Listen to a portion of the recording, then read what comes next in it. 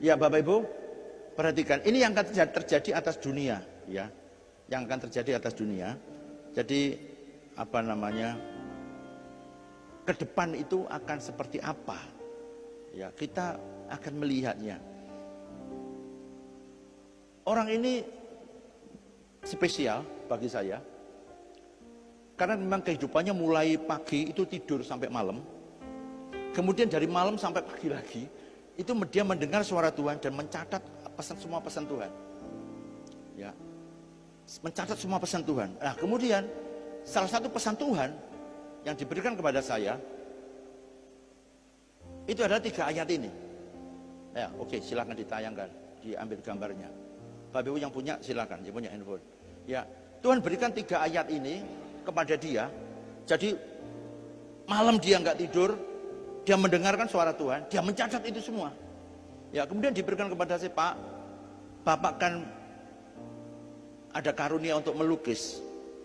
Ya, dan ini saya berikan.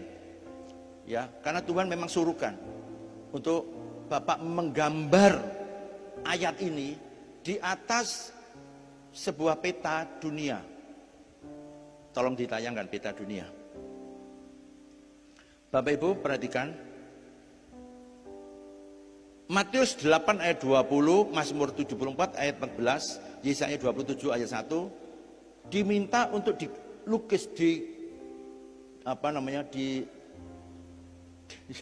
dilukis di sini. Ya, digambar. Ya, di peta dunia ini. Tapi kita akan lihat dulu ya ayat-ayatnya apa saja, kita akan lihat Matius 8 ayat 20 seperti apa. Kita akan perhatikan, baca ya. Ya. Kita mau baca bersama-sama mau? Oke ya.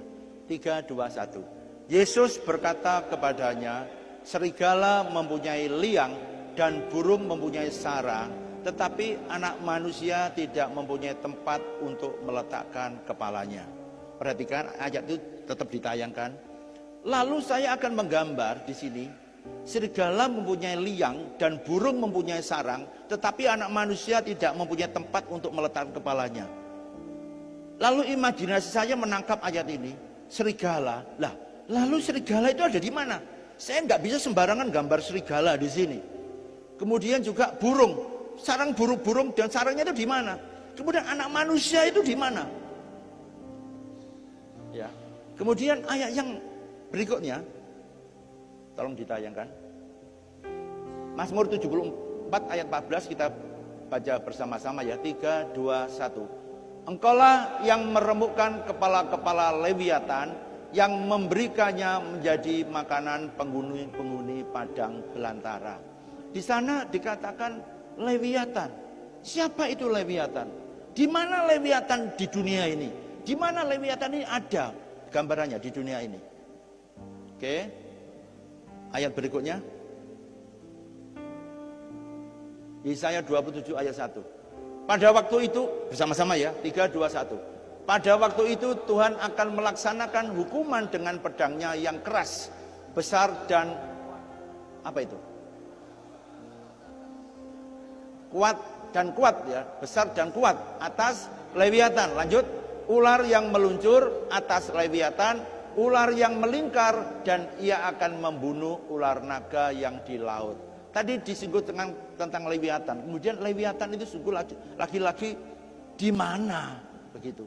Kemudian Lewiatan, ular yang melingkar itu di mana? Ya, benar ya. Ular yang meluncur, benar ya. Ular yang melingkar, di mana? Ya. Ketika saya kebingungan, Roh Kudus memberikan ilham kepada saya untuk saya ambil spidol. Saya tidak pakai kuas yang biasa saya untuk melukis di kanvas, tapi saya pakai spidol. Kemudian dengan keadaan kebodohan saya melukis, menggambar saja pinggir tepi laut. Jadi di garis pantai. Ini saya tarik spidol, ya saya lukis saja di garis pantai. Yang pertama kali Amerika Serikat, benua Amerika, yang pertama saya lukis. Ya, saya ambil spidol, saya gambar ini. Yang terjadi seperti apa kita akan lihat. Yang satunya, peta satunya. Atau mungkin ini satu-satu kali ya.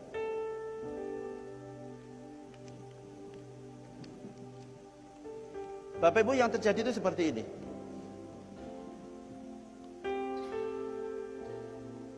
Tolong dibentangkan. Pada waktu saya garis tarik, garis pantai, saya menjumpai ternyata Lewiatan itu seperti itu. Ada di sana. Lewiatan itu tahu naga terbang. Ya, naga terbang. Apa yang saya tangkap kemudian pada waktu kemudian saya penasaran ketika saya kemudian menaruh garis melukis sesuai dengan garis pantai menemukan ini, berarti serigala itu ada berarti di sini. Kemudian saya ambil spidol lagi, saya mulai gambar. Saya ingat serigala itu hanya ada di mana? Afrika. Di Asia nggak ada serigala.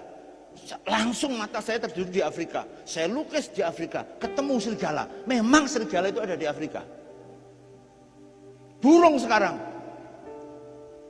Cerita tentang burung ini, burung itu paling marak di simbol-simbol filosofi China. Langsung saya langsung taruh saja mulai di India, di Cina, ya sampai Asia Tenggara, ketemu burungnya.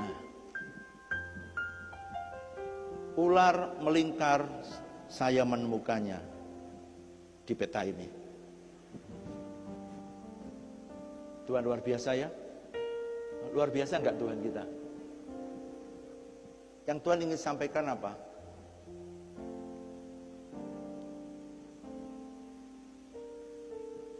Negara-negara yang ada di sini harus bertobat. Negara-negara yang ada di sini harus bertobat. Karena kalau tidak bertobat, ada ayat yang tadi mengatakan apa? Akan dipecahkan kepala itu ya. Kepala si ular-ular naga yang tadi. Artinya akan ada penghukuman daripada tempat maha tinggi.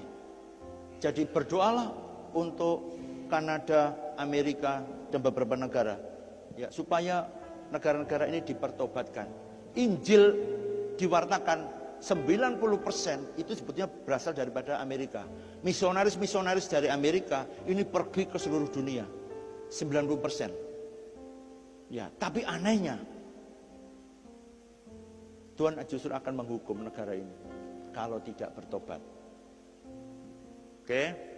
Lalu di mana anak manusia meletakkan kepalanya? Dikatakan oleh firman Tuhan, anak manusia itu sudah tidak lagi menyerupai dirinya. Benar ya? Sudah tidak menyerupai anak manusia lagi karena dicambuk, diremukkan, ya, disalibkan. Dan saya menjumpai kepulauan Indonesia itu seperti orang tertidur. Separuh. Nanti kalau bisa dibesarkan tampak ya. Itu yang terjadi Bapak Ibu. Jadi pendoa-pendoa harus terus memfokuskan ini.